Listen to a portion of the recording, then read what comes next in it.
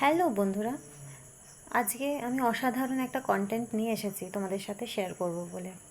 ম্যানিফেস্টেশনের একটা খুব বড় প্রমাণ, যেটা আমরা সবাই জানি, সেটা তোমাদের সঙ্গে আমি শেয়ার করছি। সেটা হচ্ছে একজন মা যখন গর্ভবতী হন এবং বাচ্চা যখন প্রসব করেন, তার আগের যে ডিউরেশনটা হয় সেই সময়টাতে সে কিন্তু যতই অশান্তির মধ্যে থাকুক না কেন, সব সময় চেষ্টা করে ভালো ভালো জিনিস খাবার, যাতে বাচ্চার মানে শিশু তার সঙ্গেই যে আছে, দুটো প্রাণ যখন একসঙ্গে বাস করছে, তাকে ঠিকভাবে লালন পালন করার জন্য, তার ঠিক মতো গ্রোথ করার জন্য, যেটা তার জন্য সুবিধে ভালো, সেই ওষুধ খান, সেই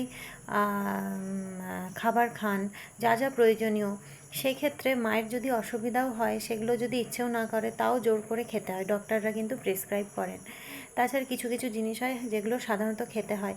হতে পারে অনেক জিনিস আছে যেগুলো মায়ের পছন্দ, কিন্তু সেই সময় খেতে পারবে না। কিসের জন্য খেতে পারবে না? না, শিশুর গ্রোথে প্রপার গ্রোথ, যে সেই গ্রোথে অসুবিধা হবে, সেই জন্য খেতে পারেন না।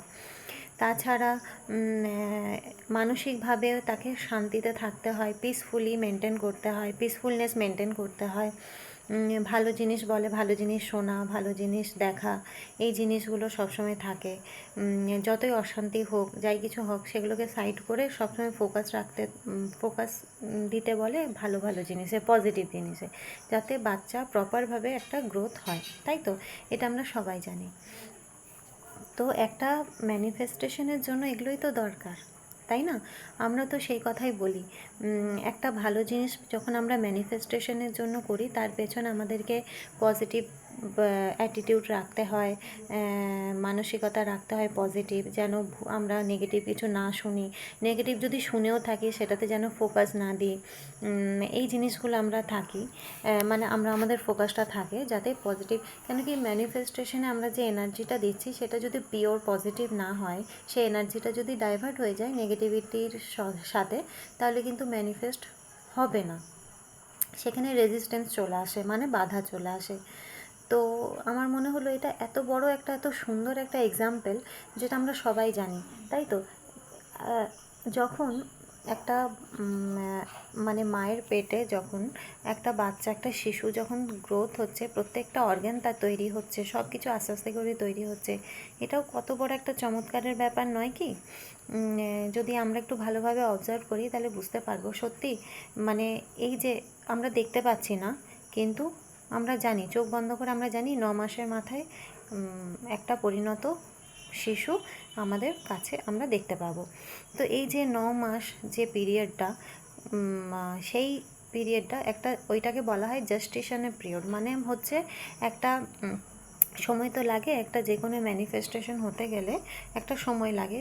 সেই ডিউরেশনটা কিন্তু আমরা দিই, প্রত্যেকটা মানুষই কিন্তু দেয়। সেই ক্ষেত্রে সে তো পুরো ম্যানিফেস্টেশন হচ্ছে হুবহু সেম জিনিস। মানে আমরা দেখতে পাচ্ছি না, কিন্তু বিশ্বাস আছে যে হবে, এবং হয়েও যায় খুব সুন্দর করে। এবং তার জন্য, তার প্রপার গ্রোথের জন্য যা যা দরকার, সেগুলো আমরা মেনটেন করে চলি। তো সেরকম প্রত্যেকটা ম্যানিফেস্টেশনও কিন্তু সেরকম দরকার। যা আর তার জন্য যে ফেথটা রাখতে হবে, মানে বিশ্বাসটা রাখতে হবে, সেটা হচ্ছে যেমন একটা একটা ফলের বীজ মাটিতে পুঁতে দিলে তার যে গাছটা হয়, সেই গাছে হাজারো বীজের ফল হয়। মানে একটা বীজের মধ্যে ক্যাপাসিটি থাকে হাজারো মানে হাজারো বীজের ফল হওয়ার, তাই তো?